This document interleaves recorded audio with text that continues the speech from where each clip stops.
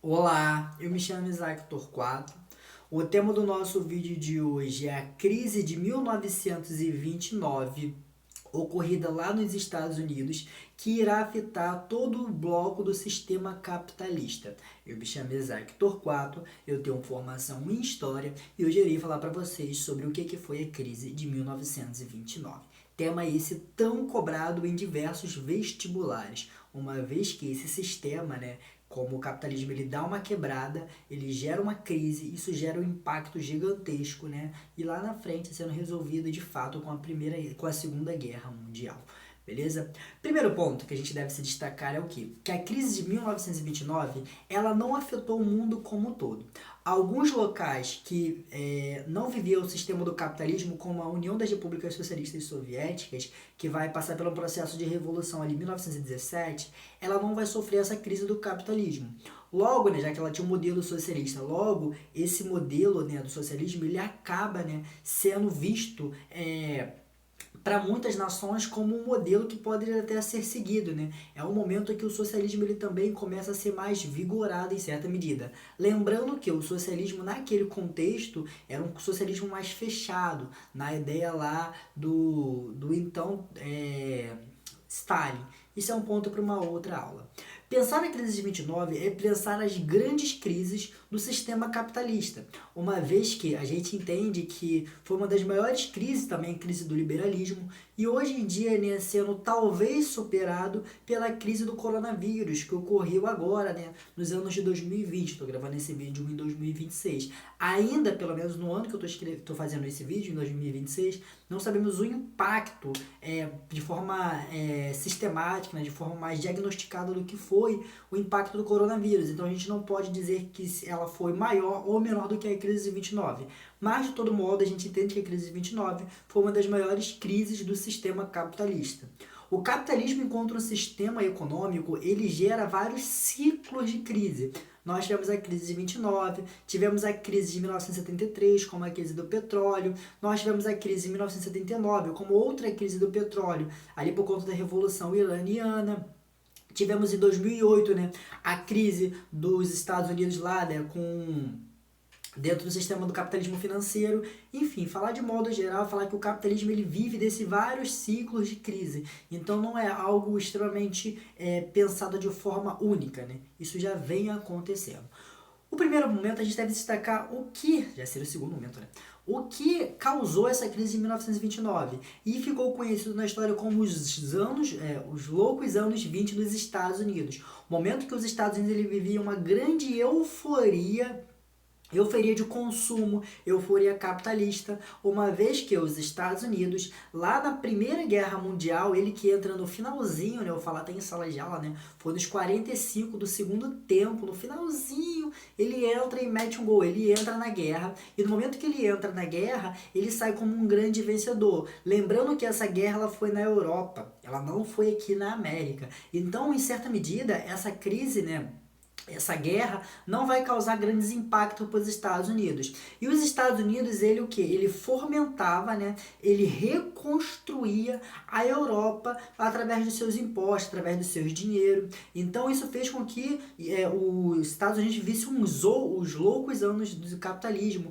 essa grande euforia para pensar a questão do consumo nos Estados Unidos. Nesse momento, pessoal, que os Estados Unidos, ele vai pensar em difundir a sua cultura. A cultura norte-americana, ela foi bastante profusa nos Estados Unidos, de forma para implementar também de forma externa. É a chegada daquela ideia da moralidade, aquela ideia de que ser um cidadão norte-americano é questão do moral, é o chegado do que nós conhecemos como a lei seca ali, que proíbe as bebidas alcoólicas, que faz emergir a figura do então Al Capone, um traficante de bebidas alcoólicas que vai lucrar bastante dentro desse cenário dos anos 20 nos Estados Unidos. Além disso, nós temos, né, um consumo irregular, um consumo enfreado, todo mundo consumindo o máximo que podia, as classes médias nos Estados Unidos, elas cada vez mais crescendo, os Estados Unidos tinham investido, né, vendido bastante insumo durante o contexto de guerra. Além disso, pessoal, nós podemos destacar que nós temos 3 pontos principais, como a indústria, o setor agrícola e os bancos. Os bancos, ele não passava, né, por uma questão de guardar um dinheiro, eles não tinham uma reserva, né?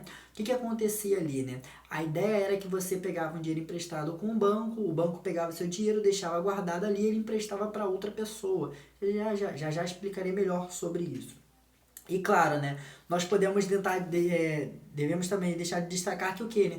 Que as indústrias, elas viviam também a todo vapor, já que elas precisavam que reconstruir a Europa. A Europa consumia, né, cerca de 35 a 40% do consumo mundial vinha dos Estados Unidos, e a Europa consumia bastante as coisas dos Estados Unidos. Então, logo, as indústrias, elas precisavam estar o quê? Nesse sistema de produção em massa, e elas funcionavam com 3 turnos seguidos. Lembrando que a ideologia política do capitalismo na época era o capitalismo liberal, essa ideia de produção. Quanto mais você produz, a lei da oferta e da procura, e aí a ideia era você produzir em massa para você vender em massa, e foi essa grande euforia, essa grande produção, a crise da superprodução, que carrega aos Estados Unidos a crise de 1929.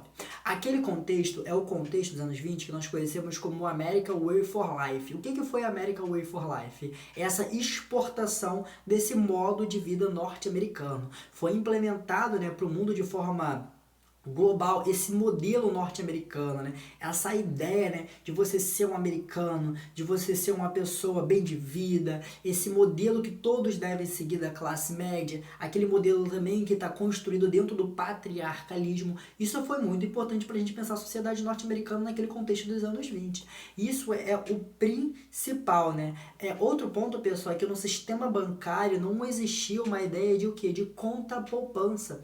As pessoas, né, não guardavam dinheiro, não tinha, a palavra principal que é essa, não tinha um investimento dos estados nos setores públicos. O capitalismo, ele, pensando de uma forma liberal, é de um estado mínimo, certo? E a população, ela ia lá e comprava o quê, né? Ações na bolsa de valores, investiam nisso. E em certa medida, quando nós temos essa quebra da bolsa, parte quase como um todo da sociedade norte-americana vai sofrer com esse sistema capitalista, beleza? E o ponto principal aqui também é a gente entender o que é a ideia da mão invisível. A mão invisível é aquela teoria, né, pensada. Claro que o Adam Smith, ele não escreveu essa palavra e teorizou, foi muito mais os seus posteriores. Mas de modo didático, a gente utiliza muito, né? A mão invisível é a ideia de que, né, que a economia, ela se regula com a ideia da oferta e da procura. Então, por exemplo, né, se tem algo, né, vamos pegar aqui um exemplo, uma caneta. Se tem essa caneta, ela tem muita no mundo, então ela vai ficando mais cara, vai ficando mais barata, certo? Porque ela está em abundância. Se tem pouca caneta, ela vai ficando mais cara. Essa é a lei da ideia da oferta e da procura. O que se tem muita abundância, mais barato. O que tem pouco, fica mais caro. E a ideia de que essa economia, ela se regula, que o Estado, ele não precisa intervir. O Adam Smith, ele pensa como as leis naturais, em certa medida, desse mundo econômico, né? Escrito até no seu livro As Riquezas das Nações, um livro muito, muito interessante de ler. E claro, nessa ideia do fator, essa ideia da mão invisível que vai levar os Estados Unidos à crise. Um outro ponto, pessoal, é a crise da superprodução. Como eu disse para vocês, a ideia é que as indústrias, elas produziam cada vez mais. O momento que o mercado europeu externo vai deixar de consumir, o momento que a Europa começa a se reconstruir, nesse momento, né, a superprodução, ela vai gerar o quê? Vai gerar uma crise, porque vai ter muitos estoques, poucas pessoas para comprar, crise no capitalismo. Lembrando que os Estados Unidos, ele estava ali, né, do lado dos aliados. E aí, né, no contexto da Primeira Guerra Mundial, ele vai fornecer ele para a França, para a Inglaterra, mas também a Tríplice Entente, né, para a Alemanha, né, para a reconstrução da Alemanha, enquanto um território já que ela tinha sofrido muito com a Primeira Guerra Mundial, né. E um outro ponto principal, pessoal, que nós podemos destacar também, né, É o que nós conhecemos como ciclo infernal, já no início do contexto da crise. O que foi o ciclo infernal? De um lado nós tínhamos as indústrias, de outro lado nós tínhamos os bancos e de outro lado a agricultura. A agricultura ela passava por uma modernização, já que naquele contexto os Estados Unidos ele estava vigorando, né, dentro dos loucos anos 20, ali de 1920 até 1930, então ela começa a se modernizar, Esses agricultores, eles começam a comprar maquinários, eles começam a comprar produtos mais modernos, o banco financiava o dinheiro para esses agricultores. E além disso, nós temos também as indústrias. As indústrias, ela pegava dinheiro com o banco emprestava dinheiro para os dois pontos, né? Então vamos lá, nós temos o banco, empresta para as indústrias e o banco empresta para a agricultura. No momento que o banco quebra, a indústria para de comprar da agricultura e a agricultura para de fornecer para os bancos. E quando a indústria quebra, nós temos o que nós conhecemos como desemprego em massa, certo, pessoal? E aí é nesse sentido que vai acontecer o que nós conhecemos como ciclo infernal. A crise, ela não marca ali a partir de 1929. Desde os meados dos anos 20, os Estados Unidos já vinham passando por pequenos momentos de crise, aonde essa superprodução ela deixava cada vez mais alarmante, né? Mas, como eu falei, a ideologia do liberalismo era a ideia de quê, né? De você produzir cada vez mais. Uma hora ou outra, esse mercado ele vai ser suprido, certo? Era essa a ideia.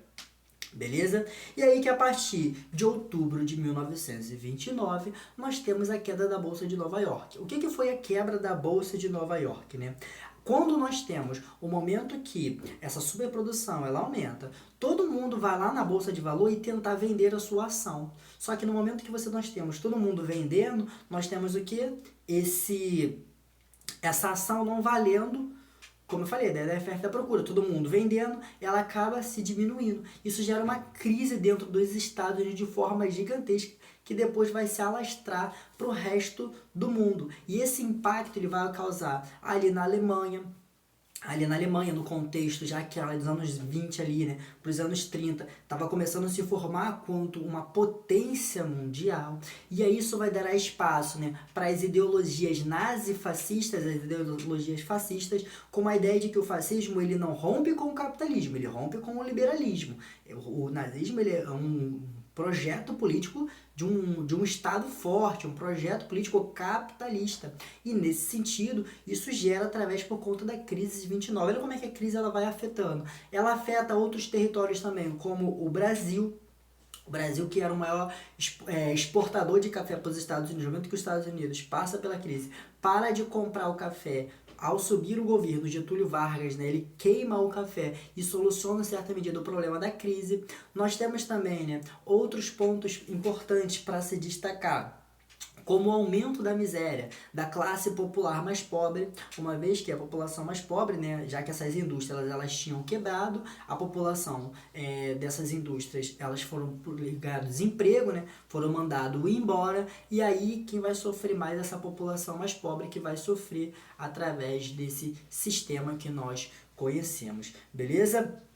Outro ponto importante, pessoal, é que no momento da crise, o presidente, para tentar solucionar este problema, né, ele via como a ideia de quê? De produzir cada vez mais. Em certa medida, ele tentou que, né, não pagar a dívida externa, isso fez com que os Estados Unidos fosse mal visto no contexto geopolítico, diminuir a emissão de moeda, porque se você diminui a emissão de moeda, você valoriza a moeda, lembrando que a moeda é uma mercadoria, mas isso vai gerar uma deflação, que é diferente de inflação, né? A inflação que é os produtos de forma desenfreada, os valores de forma desenfreada. A deflação é quando está muito, muito reduzido. Mas dentro do sistema capitalista, a ideia é consumir. Se você não consegue consumir, se você não tem valor, esse sistema ele acaba dando aquela quebrada. E isso vai gerar também dentro do sistema logo de cara, né?